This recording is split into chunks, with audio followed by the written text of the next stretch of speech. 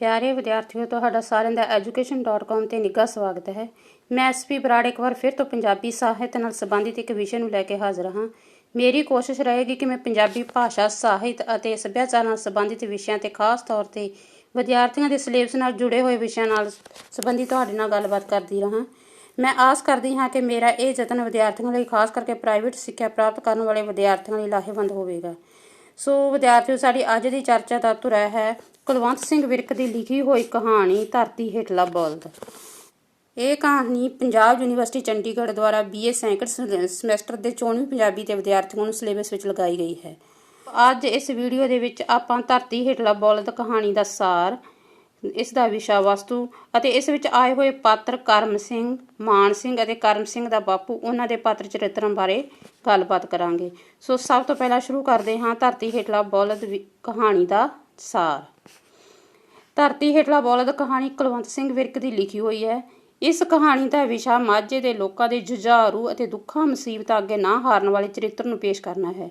ਕਹਾਣੀਕਾਰ ਦੱਸਦਾ ਹੈ ਕਿ ਕਿਸ ਤਰ੍ਹਾਂ ਮਾਝੇ ਦੇ ਲੋਕ ਯੋਧੇ ਦੁੱਖ ਮੁਸੀਬਤਾਂ ਨੂੰ ਖਿੜੇ ਮੱਥੇ ਸਹਾਰਨ ਵਾਲੇ ਅਤੇ ਦੁੱਖਾਂ ਹੇਠ ਦੱਬੇ ਹੋਣ ਦੇ ਬਾਵਜੂਦ ਵੀ ਦੂਜੇ ਲੋਕਾਂ ਦੇ ਸੁੱਖ ਦਾ ਖਿਆਲ ਰੱਖਦੇ ਹਨ।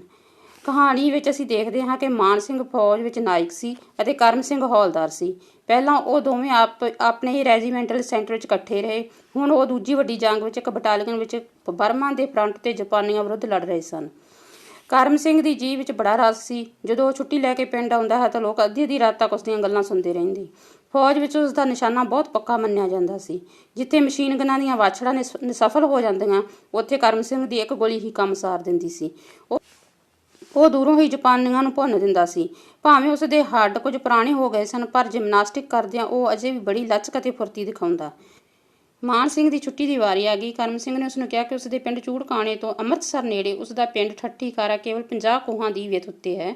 ਇਸ ਕਰਕੇ ਉਹ ਉਸਦੇ ਘਰ ਵੀ ਹੁੰਦਾ ਆਵੇ ਤੇ ਨਾਲੇ ਉੱਧਰ ਤਰਨਤਾਰਨ, ਖੰਡੂਰ ਸਾਹਿਬ ਤੇ ਗੋਇੰਦਵਾਲ ਸਾਹਿਬ ਵੀ ਕੇ ਗੁਰਦੁਆਰਿਆਂ ਵਿੱਚ ਵੀ ਮੱਥਾ ਟੇਕ ਆਵੇ। ਛੁੱਟੀ ਮੁੱਕਣ ਦੇ ਨੇੜੇ ਮਾਨ ਸਿੰਘ ਕਰਮ ਸਿੰਘ ਦੇ ਪਿੰਡ ਪੁੱਜਾ। ਉਸਨੇ ਡਿਊਟੀ ਵਿੱਚ ਬੈਠੇ ਕਰਮ ਸਿੰਘ ਦੇ ਬਾਪੂ ਨੂੰ ਆਪਣੇ ਬਾਰੇ ਦੱਸਿਆ। ਬਾਪੂ ਨੇ ਉਸਨੂੰ ਅੰਦਰ ਮੰਜੀ ਉੱਪਰ ਬਿਠਾ ਦਿੱਤਾ, ਪਰ ਉਂਝ ਚੁੱਪ-ਚਾਪ ਹੀ ਰਿਹਾ। ਮਾਨ ਸਿੰਘ ਨੂੰ ਆਪਣੇ ਇਸ ਆਓ ਭਗਤ ਉੱਤੇ ਬੜੀ ਹੈਰਾਨੀ ਹੋਈ। ਬਾਪੂ ਨੂੰ ਪੁੱਛਣ ਤੇ ਉਸਨੂੰ ਪਤਾ ਲੱਗਾ ਕਿ ਉਹ ਕਰਮ ਸਿੰਘ ਦਾ ਹੀ ਘਰ ਸੀ। ਬਾਪੂ ਨੇ ਇਹ ਵੀ ਦੱਸਿਆ ਕਿ ਕਰਮ ਸਿੰਘ ਨੇ ਉਸਨੂੰ ਉਸ ਦੇ ਬਾਰੇ ਵੀ ਲਿਖਿਆ ਸੀ। ਇਸ ਪਿੱਛੋਂ ਬਾਪੂ ਬਾਹਰ ਵਿਹੜੇ ਵਿੱਚ ਜਾ ਕੇ ਪਸ਼ੂਆਂ ਦੀ ਦੇਖਭਾਲ ਕਰਨ ਲੱਗਾ। ਉਸਨੇ ਘਰ ਮਾਨ ਸਿੰਘ ਦੇ ਆਉਣ ਬਾਰੇ ਪਤਾ ਦਿੰਦਿਆਂ ਚਾਹ ਬਣਾਉਣ ਲਈ ਵੀ ਕਿਹਾ। ਫਿਰ ਉਹ ਮੁੜ ਡਿਊਟੀ ਵਿੱਚ ਆ ਗਿਆ। ਮਾਨ ਸਿੰਘ ਨੇ ਉਸ ਤੋਂ ਛੋਟੇ ਭਰਾ ਜਸਵੰਤ ਸਿੰਘ ਬਾਰੇ ਪੁੱਛਿਆ। ਬਾਪੂ ਨੇ ਦੱਸਿਆ ਕਿ ਉਹ ਹੁਣੇ ਚਰੀ ਦੀ ਗੱਡ ਲੈ ਕੇ ਆ ਜਾਂਦਾ ਹੈ। ਇਹਨੇ ਨੂੰ ਕਰਮ ਸਿੰਘ ਦੀ ਮਾਂ ਨੇ ਉਸ ਅੱਗੇ ਚਾਹ ਲਿਆ ਕੇ ਰੱਖੀ ਤੇ ਵਾਪਸ ਚਲੀ ਗਈ। ਮਾਨ ਸਿੰਘ ਉਹਨਾਂ ਦਾ ਅਜਿਹਾ ਵਤੀਰਾ ਦੇਖ ਕੇ ਬੜਾ ਹੈਰਾਨ ਸੀ। ਰਾਤ ਨੂੰ ਜਸਵੰਤ ਸਿੰਘ ਆਇਆ ਤਾਂ ਗੱਲਾਂ ਕੁਝ ਖੁੱਲ੍ਹੀਆਂ ਹੋਣ ਲੱਗੀਆਂ। ਮਾਨ ਸਿੰਘ ਨੇ ਬਰਮਾ ਵਿੱਚ ਕਰਮ ਸਿੰਘ ਦੀ ਗੋਲੀ ਦੇ ਮਸ਼ਹੂਰ ਦੀ ਗੱਲ ਸ਼ੁਰੂ ਕੀਤੀ, ਪਰ ਉਸਨੂੰ ਲੱਗਾ ਕਿ ਉਸ ਦੀ ਗੱਲ ਕੋਈ ਸੁਣਦਾ ਹੀ ਨਹੀਂ ਸੀ। ਬਾਪੂ ਨੇ ਜਸਵੰਤ ਤੋਂ ਆਪਣੀ ਪਾਣੀ ਦੀ ਵਾਰੀ ਬਾਰੇ ਪੁੱਛਣਾ ਸ਼ੁਰੂ ਕਰ ਦਿੱਤਾ। ਮਾਨ ਸਿੰਘ ਨੇ ਫਿਰ ਕਰਮ ਸਿੰਘ ਦੀ ਗੱਲ ਸ਼ੁਰੂ ਕੀਤੀ, ਪਰ ਕਿਸੇ ਨੇ ਉਤਸ਼ਾਹ ਨਾ ਦਿਖਾਇਆ। ਉਹਨਾਂ ਨੇ ਮਾਨ ਸਿੰਘ ਨੂੰ ਕਾਫੀ ਉਚੇਚ ਨਾਲ ਰੋਟੀ ਖਵਾਈ। ਜਸਵੰਤ ਸਿੰਘ ਉਸਨੂੰ ਪੱਖਾ ਝੱਲ ਰਿਹਾ ਸੀ। ਇਸ ਸਮੇਂ ਉਸ ਦੇ ਕੋਲ ਕਰਮ ਸਿੰਘ ਦਾ ਨਿੱਕਾ ਮੁੰਡਾ ਆ ਗਿਆ। ਮਾਨ ਸਿੰਘ ਨੇ ਉਸਨੂੰ ਕੁੱਛੜ ਚੁੱਕ ਕੇ ਉਸ ਨਾਲ ਉਸਦੇ ਬਾਪੂ ਬਾਰੇ ਗੱਲਾਂ ਆਰੰਭ ਕਰ ਦਿੱਤੀਆਂ। ਬਾਪੂ ਦੇ ਕਹਿਣ ਤੇ ਬੇਬੇ ਮੁੰਡੇ ਨੂੰ ਚੁੱਕ ਕੇ ਲੈ ਗਈ। ਹੁਣ ਮਾਨ ਸਿੰਘ ਦਾ ਮਨ ਬਹੁਤ ਖਰਾਬ ਹੋਇਆ। ਉਹ ਉੱਧਰ ਦਾ ਚੱਕਰ ਮੁਕਾ ਕੇ ਜਲਦੀ ਘਰ ਮੁੜ ਜਾਣਾ ਚਾਹੁੰਦਾ ਸੀ। ਉਸਨੇ ਤਰਨਤਾਰਨ ਦੇ ਸਫ਼ਰ ਬਾਰੇ ਪੁੱਛਗਿੱਛ ਕੀਤੀ। ਉਹਨਾਂ ਕਿਹਾ ਕਿ ਤਰਨਤਾਰਨ ਨੂੰ ਜਸਵੰਤ ਸਿੰਘ ਉਹਦੇ ਨਾਲ ਜਾਵੇਗਾ। ਅਗਲੇ ਦਿਨ ਉਸ ਦੇ ਨਾਲ ਤੁਰਿਆ ਜਸਵੰਤ ਸਿੰਘ ਵੀ ਕੁਝ ਘੁੱਟਿਆ ਹੀ ਰਿਹਾ। ਮਾਨ ਸਿੰਘ ਉਸ ਨਾਲ ਕਰਮ ਸਿੰਘ ਦੀਆਂ ਗੱਲਾਂ ਕਰਨੀਆਂ ਚਾਹੁੰਦਾ ਸੀ, ਪਰ ਜਦੋਂ ਉਹ ਕੋਈ ਗੱਲ ਛੇੜਦਾ ਤਾਂ ਜਸਵੰਤ ਹੋਰ ਪਾਸੇ ਮੋੜ ਦਿੰਦਾ। ਪਿੰਡ ਮੁੜ ਕੇ ਮਾਨ ਸਿੰਘ ਆਪਣੇ ਪਿੰਡ ਪਰਤਣ ਦੀਆਂ ਸਲਾਹਾਂ ਵਿੱਚ ਸੀ। ਉਸਨੂੰ ਕਰਮ ਸਿੰਘ ਦੇ ਪਿੰਡ ਵਿੱਚ ਆਪਣੀ ਉਮੀਦ ਜਿੰਨਾ ਸਵਾਦ ਨਹੀਂ ਸੀ ਆਇਆ। ਇਹਨੇ ਨੂੰ ਡਾਕੀਆ ਆ ਗਿਆ ਤੇ ਉਸਨੇ ਦੱਸਿਆ ਕਿ ਉਹ ਵਿਚਾਰੇ ਕਰਮ ਸਿੰਘ ਦੀ ਪੈਨਸ਼ਨ ਲੈ ਕੇ ਆਇਆ ਹੈ। ਕਮਰ ਸਿੰਘ ਦੀ ਪੈਨਸ਼ਨ ਸੁਣ ਕੇ ਮਾਨ ਸਿੰਘ ਨੂੰ ਪਤਾ ਲੱਗ ਗਿਆ ਕਿ ਕਰਮ ਸਿੰਘ ਮਾਰਿਆ ਗਿਆ ਹੈ।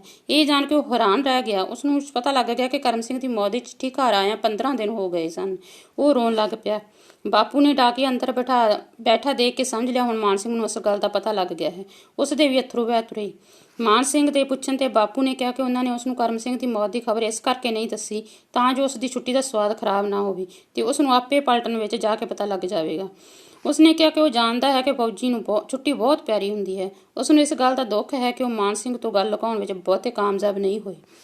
ਮੁੜਦੇ ਹੋਏ ਮਾਨ ਸਿੰਘ ਨੇ ਮਾਝੇ ਤੇ ਪਿੰਡ ਦੇਖੇ ਜਿਨ੍ਹਾਂ ਦਾ ਬਾਪੂ ਦਾ ਜੰਮਪਲ ਸੀ। ਥਾਂ-ਥਾਂ ਬਚਾ ਲਈ ਕਿੱਲੇ ਕੋਟ ਉਸਰੇ ਹੋਏ ਸਨ। ਥਾਂ-ਥਾਂ ਮੜੀਆਂ ਤੇ ਸਮਾਧਾਂ ਸਨ, ਜਿਹੜੀਆਂ ਪੀੜ੍ਹੀਆਂ ਤੋਂ ਇਹਨਾਂ ਲੋਕਾਂ ਦੀ ਭਾਰਤ ਉੱਤੇ ਧਾਵਾ ਕਰਨ ਵਾਲਿਆਂ ਨਾਲ ਲੜਨ ਮਰਨ ਦੀਆਂ ਕਹਾਣੀਆਂ ਦੱਸਦੀਆਂ ਸਨ। ਇਸ ਲਈ ਬਾਬੇ ਦੀ ਸਹਿਣ ਸ਼ਕਤੀ ਇੰਨੀ ਵੱਧ ਗਈ ਸੀ ਕਿ ਉਹ ਦੂਜਿਆਂ ਨੂੰ ਹੌਲਾ ਰੱਖਣ ਲਈ ਆਪ ਭਾਰ ਚੁੱਕਣਾ ਚਾਹੁੰਦਾ ਸੀ। ਉਸ ਨੂੰ ਇਸ ਤਰ੍ਹਾਂ ਲੱਗਾ ਜਿਸ ਤਰ੍ਹਾਂ ਕਰਮ ਸਿੰਘ ਦਾ ਪਿਤਾ ਧਰਤੀ ਹੇਠਲਾ ਬਲਦ ਵਾਂਗ ਸੀ, ਜਿਹੜਾ ਭਾਰ ਹੇਠ ਦੱਬਿਆ ਹੋਣ ਤੋਂ ਵੀ ਪਿੱਛੋਂ ਵੀ ਲੋਕਾਂ ਦਾ ਭਾਰ ਚੁੱਕਣਾ ਚਾਹੁੰਦਾ ਸੀ। ਸੋ ਇਹ ਸੀ ਇਸ ਕਹਾਣੀ ਦਾ ਸਾਰ। ਆਓ ਹੁਣ ਇਸ ਕਹਾਣੀ ਦਾ ਵਿਸ਼ਾ ਵਸਤੂ ਪੜ੍ਹੀਏ। ਧਰਤੀ ਹੇਠਲਾ ਬਲਦ ਕਹਾਣੀ ਕੁਲਵੰਤ ਸਿੰਘ ਵਿਰਕ ਦੀ ਰਚਨਾ ਹੈ। ਇਸ ਦਾ ਵਿਸ਼ਾ ਮਾਝੇ ਦੇ ਜੁਝਾਰੂ ਤੇ ਦੁੱਖ ਮੁਸੀਬਤਾਂ ਅੱਗੇ ਨਾ ਹਾਰਨ ਵਾਲੇ, ਜੇਰੇ ਜੁਰਮ ਤੇ ਹੌਸਲੇ ਵਾਲੇ ਲੋਕਾਂ ਦੇ ਵਿਚਾਰੇ ਤੁਰਨ ਧਰਤੀ ਹੇਠਲੇ ਬਲਦ ਦੇ ਮੈਟਾਫਰ ਰਾਹੀਂ ਚਿਤਰਿਤ ਕਰਕੇ ਪੇਸ਼ ਕੀਤਾ ਹੈ।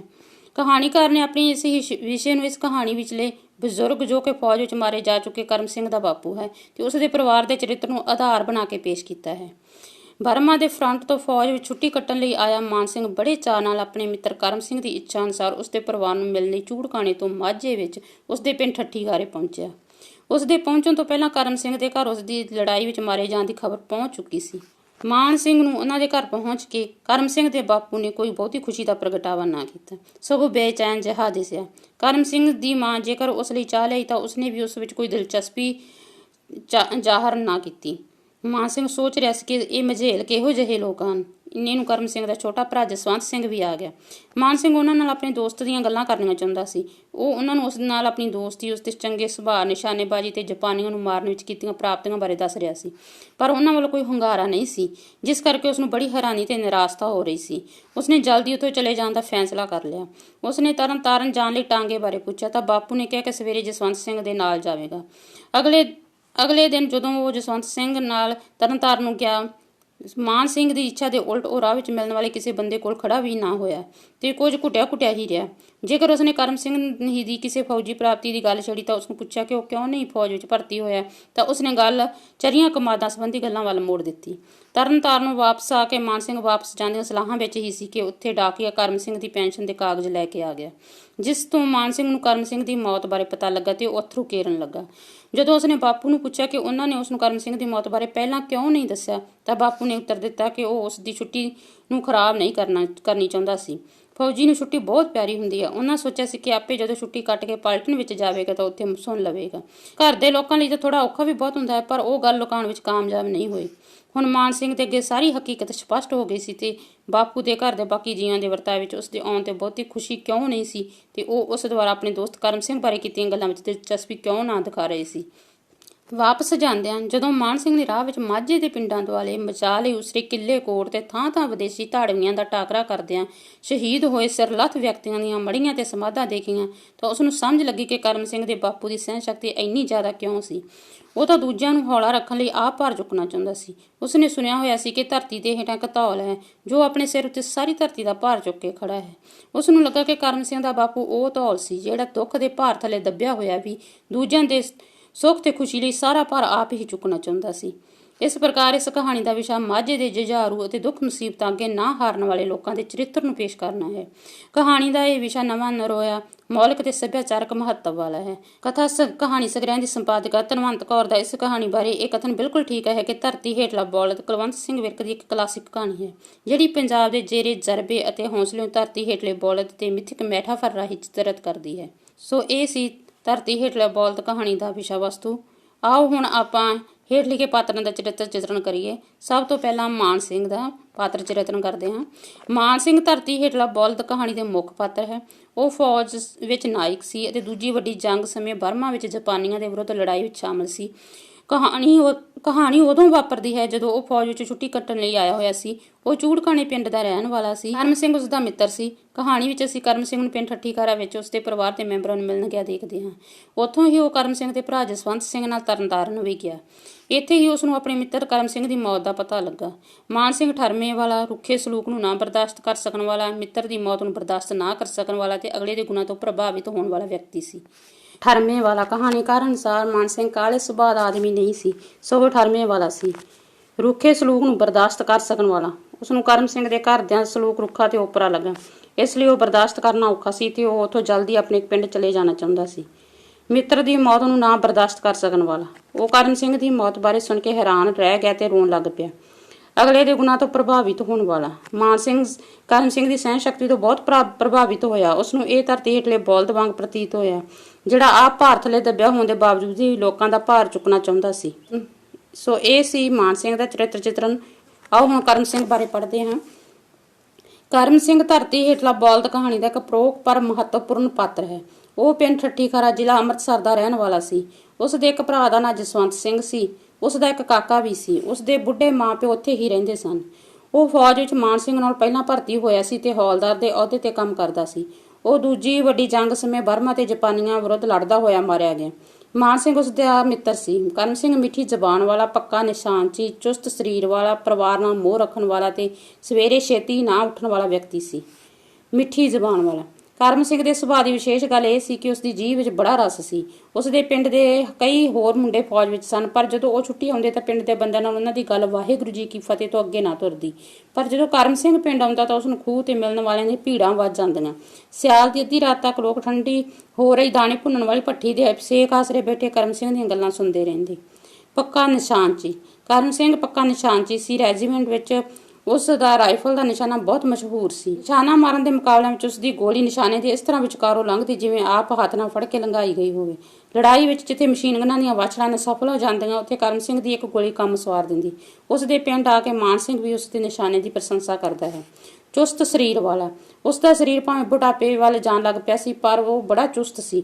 ਉਹ ਜਿਮਨਾਸਟਿਕ ਦੇ ਡੰਡਿਆਂ ਉੱਪਰ ਖੇਡਦਾ ਕਰਦਾ ਤਾਂ ਦੇਖਣ ਵਾਲਿਆਂ ਨੂੰ ਇਸ ਤਰ੍ਹਾਂ ਲੱਗਦਾ ਜਿਵੇਂ ਉਸ ਨੂੰ ਕੋਈ ਭੂਤ ਚਿੰਬੜ ਗਿਆ ਹੋਵੇ। ਪਰਿਵਾਰ ਨਾਲ ਮੋਹ ਰੱਖਣ ਵਾਲਾ ਕਰਮ ਸਿੰਘ ਦਾ ਆਪਣੇ ਪਰਿਵਾਰ ਨਾਲ ਬੜਾ ਮੋਹ ਸੀ। ਉਹ ਛੁੱਟੀ ਲੈ ਕੇ ਪਿੰਡ ਜਾਣ ਦਾ ਚਾਹਵਾਨ ਰਹਿੰਦਾ ਸੀ। ਉਸ ਦੇ ਬਾਪੂ ਨੂੰ ਉਸ ਦੇ ਆਪਣੀ ਛੁੱਟੀ ਨਾਲ ਪਿਆਰ ਸੰਬੰਧੀ ਪਤਾ ਸੀ। ਉਹ ਆਪਣੇ ਪਰਿਵਾਰ ਦੇ ਮੋਹ ਕਾਰਨ ਹੀ ਮਾਨ ਸਿੰਘ ਨੂੰ ਕਹਿੰਦਾ ਹੈ ਕਿ ਉਹ ਉਸ ਦੇ ਪਿੰਡ ਵੀ ਹੋ ਆਵੇ। ਸਵੇਰੇ ਜਲਦੀ ਨਾ ਉੱਠਣ ਵਾਲਾ ਮਾਨ ਸਿੰਘ ਅਨੁਸਾਰ ਕਰਮ ਸਿੰਘ ਸਵੇਰੇ ਉੱਠਣ ਵਿੱਚ ਆਲਸੀ ਸੀ। ਉਹ ਫੌਜ ਵਿੱਚ ਸਾਰਿਆਂ ਤੋਂ ਮਗਰੋਂ ਉੱਠਦਾ ਸੀ। ਕਹਾਣੀ ਦੇ ਅੰਤ ਵਿੱਚ ਉਸ ਦੀ ਮੌਤ ਕਹਾਣੀ ਨੂੰ ਦੁਖਾਂਤਿਕ ਰੰਗ ਦੇ ਦਿੰਦੀ ਹੈ। ਸੋ ਹੁਣ ਆਓ ਕਰਮ ਸਿੰਘ ਦੇ ਬਾਪੂ ਬਾਰੇ ਪੜ੍ਹਦੇ ਹਾਂ। ਕਰਮ ਸਿੰਘ ਦਾ ਬਾਪੂ ਕਾਫੀ ਬੁੱਢਾ ਸੀ। ਉਹ ਆਪਣੀ ਪਤਨੀ ਤੇ ਪੁੱਤਰ ਜਸਵੰਤ ਸਿੰਘ ਨਾਲ ਪਿੰਡ ਠੱਠੀ ਖਾਰਾ ਜ਼ਿਲ੍ਹਾ ਅੰਮ੍ਰਿਤਸਰ ਵਿੱਚ ਰਹਿੰਦਾ ਸੀ। ਉਹ ਅਤਿਅੰਤ ਸਹਿਣਸ਼ੀਲਤਾ ਦਾ ਮਾਲਕ ਤੇ ਅਗਲੇ ਦੇ ਮਨ ਨੂੰ ਦੁੱਖ ਨਾ ਦੇਣ ਦਾ ਚਾਹਵਾਨ ਵਿਅਕਤੀ ਸੀ। ਆਪਣੇ ਚਰਿੱਤਰ ਦੇ ਇਸ ਗੁਣ ਕਰਕੇ ਉਹ ਮਾਨ ਸਿੰਘ ਦੀ ਛੁੱਟੀ ਦਾ ਸਵਾਦ ਨਹੀਂ ਖਰਾਬ ਕਰਨਾ ਚਾਹੁੰਦਾ ਸੀ। ਉਹ ਜਾਣਦਾ ਸੀ ਕਿ ਫੌਜੀ ਦੀ ਛੁੱਟੀ ਕਿੰਨੀ ਪਿਆਰੀ ਹੁੰਦੀ ਹੈ। ਉਹ ਉਸ ਨੂੰ ਇਹ ਨਹੀਂ ਦੱਸਦਾ ਕਿ ਕਰਮ ਸਿੰਘ ਦੀ ਮੌਤ ਹੋ ਚੁੱਕੀ ਹੈ। ਇਹ ਠੀਕ ਹੈ ਕਿ ਮਾਨ ਸਿੰਘ ਵੱਲੋਂ ਵਾਰ-ਵਾਰ ਆਪਣੇ ਯਾਰ ਕਰਮ ਸਿੰਘ ਸੰਬੰਧੀ ਸ਼ੁਰੂ ਕੀਤੀਆਂ ਗੱਲਾਂ ਵਿੱਚ ਉਹਨਾਂ ਦੇ ਪਰਿਵਾਰ ਦਾ ਕੋਈ ਮੈਂਬਰ ਦਿਲਚਸਪੀ ਨਹੀਂ ਲੈਂਦਾ, ਪਰ ਉਹ ਉਸ ਦੀ ਆਓ ਭਗਤ ਕਾਫੀ ਠੀਕ ਤਰੀਕੇ ਨਾਲ ਕਰਦੇ ਹਨ।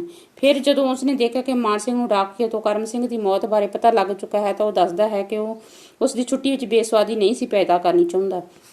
ਉਸ ਦੀ ਅਜਿਹੀ ਸਹਿਣ ਸ਼ਕਤੀ ਵਾਲੀ ਸ਼ਖਸੀਅਤ ਨੂੰ ਦੇਖ ਕੇ ਮਾਨ ਸਿੰਘ ਨੂੰ ਇੰਝ ਮਹਿਸੂਸ ਹੋਇਆ ਜਿਵੇਂ ਉਹ ਧਰਤੀ ਹੇਠਲੇ ਬੌਲਦ ਵਾਂਗ ਸੀ, ਜਿਹੜਾ ਭਾਰ ਥੱਲੇ ਦੱਬਿਆ ਹੋਣ ਪਿੱਛੋਂ ਵੀ ਲੋਕਾਂ ਦਾ ਭਾਰ ਚੁੱਕਣਾ ਚਾਹੁੰਦਾ ਸੀ।